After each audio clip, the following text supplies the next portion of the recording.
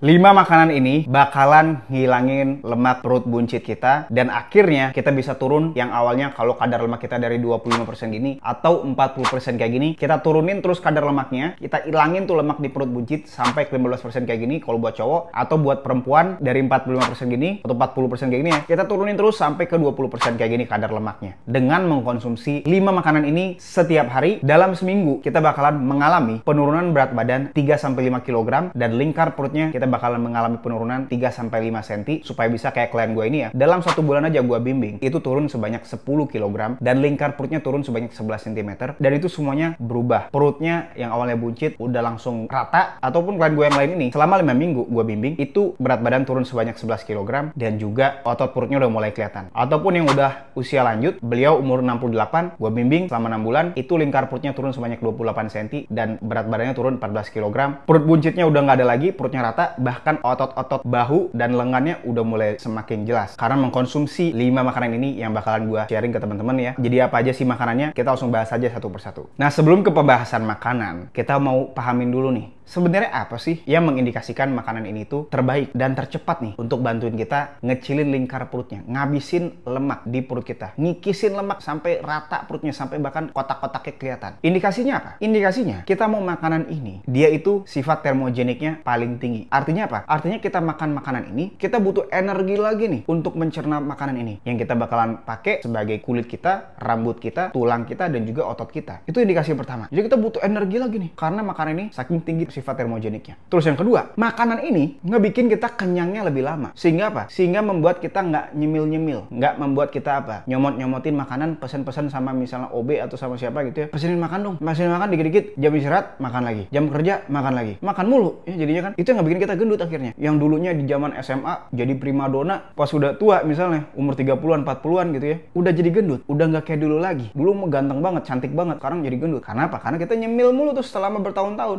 Nah, itu indikator kedua, makannya itu bikin kita cepat kenyang. Nah, indikator yang ketiga, yaitu makanannya nggak bikin kita berenergi, nggak ngebikin gula darah kita naik turun, nggak bikin kita siang udah ngantuk, jadinya nggak produktif, kita jadi nggak cuan. Nah, apa aja makanannya? Jadi makanan yang paling pertama, ini makanan yang wajib semua orang harus konsumsi ya, ini wajib banget, yaitu adalah hewani. Apa hewaninya? Yaitu adalah daging sapi. Sapi itu Pak ya, bukan cuman dia proteinnya lengkap banget, yang kedua nutrisinya juga, mikronutrisinya itu lengkap banget. Teman-teman bisa lihat di layar, mikronutrisinya lengkap banget dari vitamin-vitamin, dari fat soluble vitamins, vitamin yang larut dengan lemak ya, dan juga water soluble vitamins. Bukan cuma vitamin-vitamin, mineral juga lengkap. Ada kalium atau potasium ya, ada magnesium juga. Oh, itu lengkap banget. Omega 3 pun juga ada. Jadi kita mau makannya itu, makanan yang pertama yaitu sapi. Nah, cuman sapinya apa nih Bang yang kita mau makan Bang? Kita mau makan sapi itu sebenarnya ada 2 tingkatan. Ada yang murah tapi rasanya B aja, ada yang mahal tapi enak banget. Yang murah B aja yaitu apa? Daging sapi. Yaitu adalah daging giling. Ya, daging giling tuh murah, itu buat mahasiswa, biasanya kayak gua dulu ya, itu tuh gua demen tuh sama daging giling tuh. Kalau gua sekarang biasanya makannya steak tiap hari. Ya, steaknya tuh kayak gini, 400 gram sekali makan. Teman-teman bisa makan steaknya apapun ya, tapi jangan kita pesen daging sapi yang meltik. Karena meltik itu adalah sapi yang disuntik sama minyak canola atau minyak nabati. Sehingga apa? Sehingga dagingnya sedikit, minyaknya banyak. Malah kita dapat minyak doang tuh, lemak doang di makanan kita. Kita nggak mau. Kita mau protein yang lebih banyak. Kita bisa pesennya steaknya apa? Sirloin. Bisa yang lain misalnya ribeye. Nah, itu yang pertama. Nah, kalau misalnya daging giling,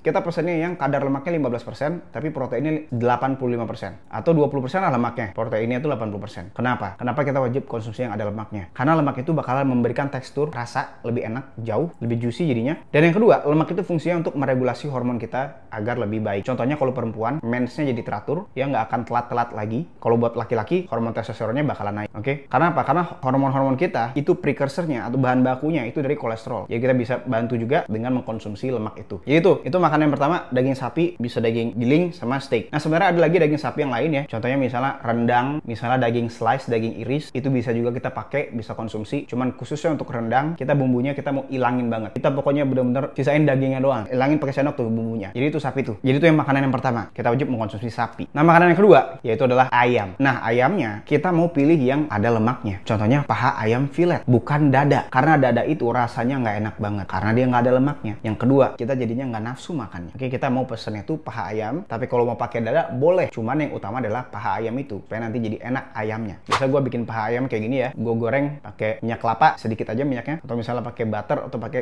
lemak sapi. Oke, itu yang makanan yang kedua. Ayam, kita wajib makan setiap hari tuh. Ayam, sapi itu wajib tiap hari. Yang ketiga, yaitu apa? Yaitu kita bisa makan udang. Jadi udang itu seafood yang paling tinggi proteinnya selain ikan. Jadi udangnya diapain, Bang? Nanti udangnya kita bisa masak pakai minyak kelapa atau pakai mentega. Bukan margarin ya, mentega, butter. Kayak gini nanti jadinya. Ya, kita bisa kombinasi tuh, sapi, ayam, udang. Makanan yang keempat apa? Yang ini bakalan ngebantuin banget selain udang, yaitu ikan. Oke, kita bisa beli ikan salmon atau kita bisa beli ikan yang lain, ikan dori. Jadi kita masak juga tadi pakai minyak kelapa. Itu yang keempat, makanan keempat. Kita bisa kombinasiin dengan ikan. Nah, yang terakhir yang kelima, yaitu apa makanannya? Ini bakalan ngebantuin kita juga sebagai cemilan. Tapi jangan banyak-banyak, nanti lu bisulan. Syukur-syukur lu nggak punya alergi sama telur. Kalau lu misalnya kayak gua atau ratusan orang-orang lain atau ribuan orang-orang lain yang alergi banget sama telur, makan 4 aja besoknya langsung bisulan, padahal nggak makan karbo sama gula. Itu kayak gua tuh misalnya ya. Kita mau makan yang kelima ini yaitu telur. Kita bisa cemilin telur, didadar, diceplok, direbus. Jadi telur ini itu lengkap banget nutrisinya. Sebenarnya sama lengkapnya kayak sapi gitu ya, kayak ayam. Tapi biasanya telur itu ada hal yang lebih banyak. Misalnya apa telur lebih banyak? Misalnya biotinnya lebih banyak atau misalnya yang lain. Tapi sebenarnya telur ini penting untuk kita pakai sebagai cemilan. Oke, misalnya sarapan kita makannya telur aja. Minumnya misalnya mau minum kopi nggak masalah selama kopinya nggak pakai gula ya. Jadi itu adalah 5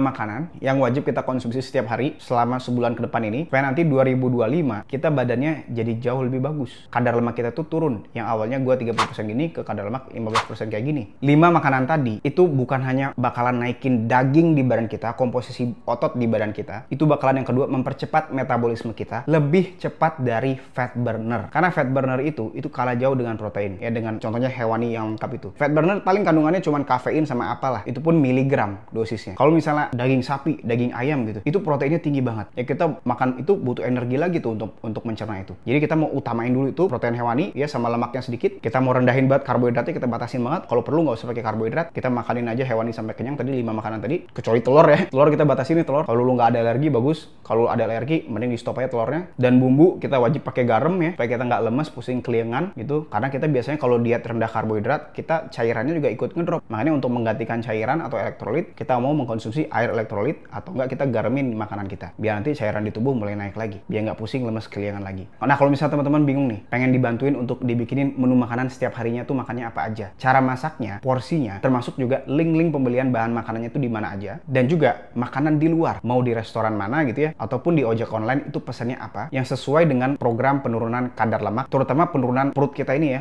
yang buncit banget ini, termasuk seluruh lemak di tubuh kita. Kalau lemak perut kita udah turun, nanti muka kita bakalan lebih tirus ya, lebih enak dilihat, dan lengan bakalan mengecil kalau buat perempuan ya. Kalau buat cowok, lengan bakalan semakin jelas otot tangannya, kaki juga, paha gitu ya, itu bakalan lebih mengecil lagi lingkarnya, nggak berlemak lagi, karena lingkar perut kita juga menurun. Lingkar perut adalah lingkar yang paling susah, yang paling terakhir biasanya mengecil. Jadi yang mengecil tuh biasanya lengan dulu, paha dulu, dada dulu, bokong bahkan ya mengecil. Nanti baru yang terakhir baru lingkar perutnya. Oke, jadi kalau lingkar perutnya udah turun, otomatis lemak di seluruh tubuh juga udah habis. Nah, kalau misalnya teman-teman mau dibikinin juga program latihan harian di rumah ataupun di tempat gym ya, ngapain aja setiap harinya, teman-teman bisa langsung daftar aja di link di deskripsi. Gue bakalan bimbing setiap hari 24 jam. Segitu aja video dari gue. See you next video. Bye-bye.